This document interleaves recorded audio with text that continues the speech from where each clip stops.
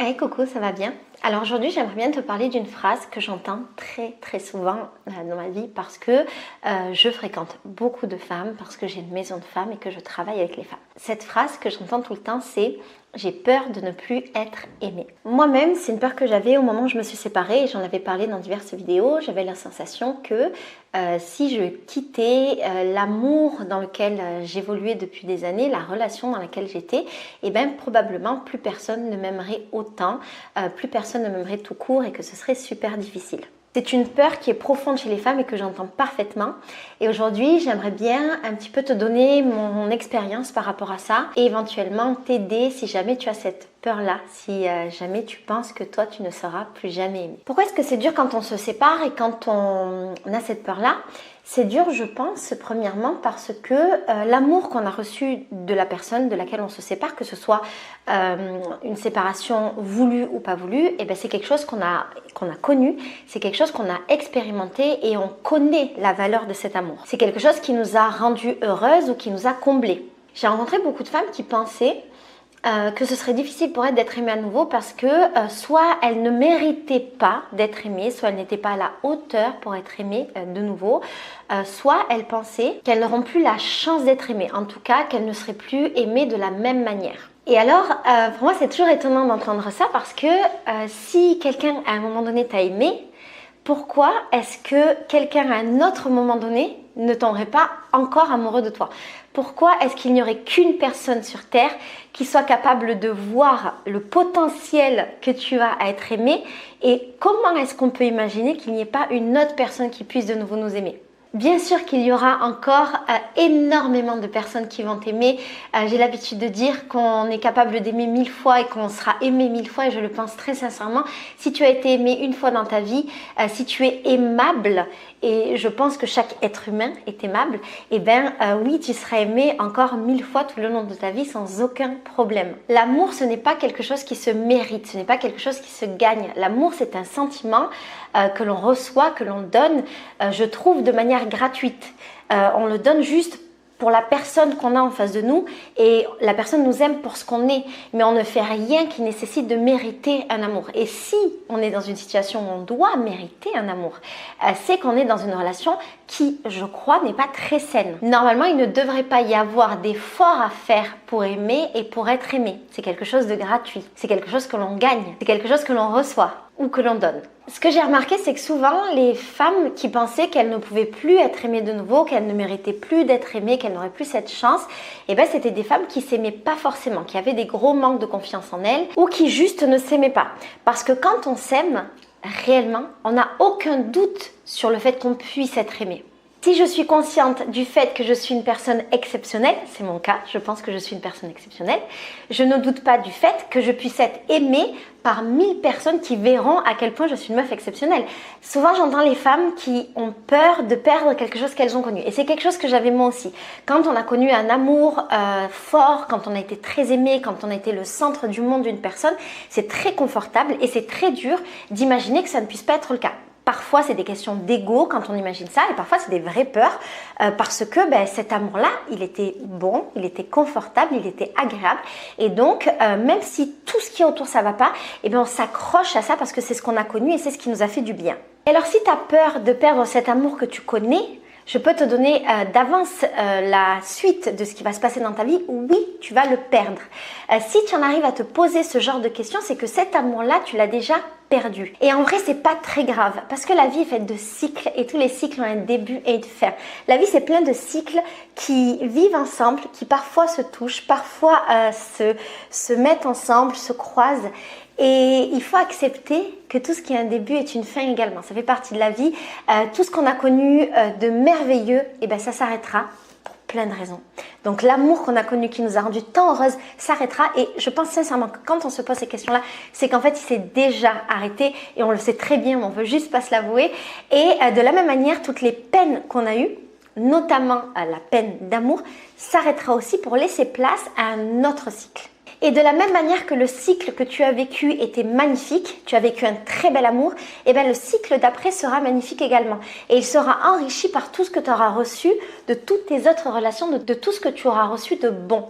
Quand j'entends les femmes qui me parlent du fait qu'elles ont peur de perdre un amour, je comprends très souvent que derrière, il y a comme une dépendance affective ou émotionnelle, un truc que peut-être cet amour-là a comblé. Une fois que l'amour n'y est plus, on se rend compte que ce truc-là, il est toujours vide et qu'il cherche à être comblé. Et c'est là que c'est très difficile. Et ce que je dirais aux femmes qui passent par là, c'est que c'est très important de combler par nous-mêmes et ne pas combler avec ce que peut nous apporter l'autre personne. C'est très important de se remplir nous-mêmes, de se remplir de beaucoup d'amour pour nous en premier et aussi de remplir notre vie, d'enrichir notre vie au quotidien pour qu'on ne soit plus dans cette dépendance à l'autre être humain. Les êtres humains ne sont pas là pour combler nos manques.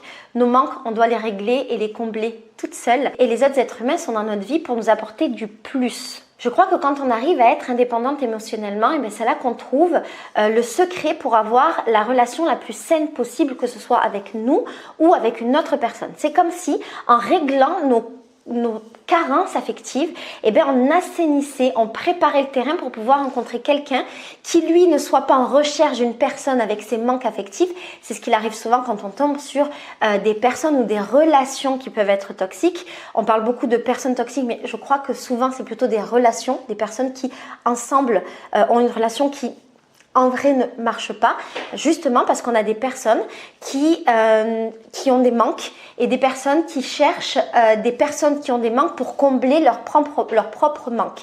Et donc, on a ces relations-là qui ne fonctionnent pas. Alors que si on règle ces choses-là en amont, qu'on se sent bien, qu'on est riche de plein de choses dans notre vie, on n'a pas besoin de l'autre pour combler quoi que ce soit et l'autre ne nous amène que des choses qui peuvent nous rendre encore plus heureuses. Également, je pense que c'est ce qui nous donne la possibilité à nous d'être en capacité d'aimer et d'aimer de la bonne manière. Si je n'ai pas de manque à combler, si je ne cherche pas à combler le manque des autres personnes, parce qu'on peut être aussi la personne qui veut combler le manque, je peux donner un amour qui soit le plus sain possible parce que c'est un amour qui ne cherche pas et n'attend rien. Si je peux me permettre de parler de mon expérience, parce que j'avais cette peur énorme au moment où je me suis séparée, il y a 7 ans, 7 ans après ma séparation, j'ai vécu plein de jolies histoires qui n'ont pas toutes été des grandes histoires d'amour, mais j'ai vécu des jolies histoires qui m'ont amené plein de belles choses avec des personnes qui, oui, m'ont aimée, peut-être pas du grand amour, mais en tout cas, j'ai reçu énormément d'affection, énormément d'amour.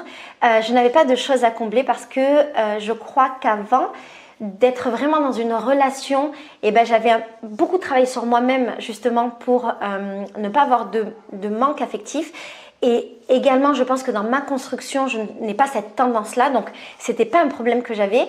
Et le fait que je sois bien avec moi-même, le fait que ma vie soit de plus en plus enrichie, le fait que je me suffise à moi-même, que j'ai une période de célibat où j'ai enchaîné plein de relations qui étaient très intéressantes, ça m'a permis, je crois, de préparer le terrain pour rencontrer une personne qui me correspondait bien, avec laquelle je pouvais créer une bonne relation. C'est le cas, ça fait 4 ans que je suis avec Leandro et ça se passe très très bien parce que justement, lui et moi, on n'a pas d'attente vis-à-vis l'un vis-à-vis de l'autre, si ce n'est beaucoup d'amour, de respect, de gentillesse, de câlin et d'affection, mais en tout cas, aucun n'est la béquille ou n'est le pansement ou ne comble l'autre d'une certaine manière. J'ai une relation qui est très douce. Je ne suis pas aimée de la même manière que j'ai été aimée dans mon mariage ou dans mes autres relations, mais c'est absolument normal parce que ce n'est pas la même relation et parce que je ne suis pas la même personne et peut-être que la manière dont j'ai été aimée avant, ça ne serait plus la manière dont je voudrais l'être aujourd'hui. Exemple, aujourd'hui, je ne voudrais plus être le centre du monde d'une personne. C'était merveilleux quand j'étais beaucoup plus jeune, mais maintenant, à presque 40 ans, ça ne m'intéresse plus. Et également, Leandro a vécu plein d'histoires et le type de relation et d'amour qu'il a vécu avant, qui étaient des bons amours et des belles relations, ce n'est plus ce à quoi il aspire et du coup tous les deux on se complémentarise, ça se dit en français, on se complète assez bien par rapport à ce dont on a besoin et ce dont on a déjà acquis et à nos choix de vie et nos choix de vie affective. Est-ce que ça peut se dire comme ça? Je sais pas. Ça n'a pas été facile de quitter un amour confortable. Réellement, ça a été difficile et si tu passes par là, ce sera difficile. Dans tous les cas, tout ce qui est confortable, c'est difficile de le quitter. Mais c'est à partir du moment, je crois, où on sort de cette zone de confort qui commence à se passer des choses. Ça ne veut pas dire que la zone de confort, elle n'était pas bien. Elle était bien pour un temps, mais si tu te poses des questions et si tu ressens que tu as fait le tour, c'est que peut-être qu'il y a autre chose qui t'attend. Réellement, ce qui a été très important pour moi, ça a été tout le temps que j'ai passé avec moi-même. J'ai fait un long voyage seul en sac à dos et ça m'a permis de me reconstruire avant d'aller dans une autre relation.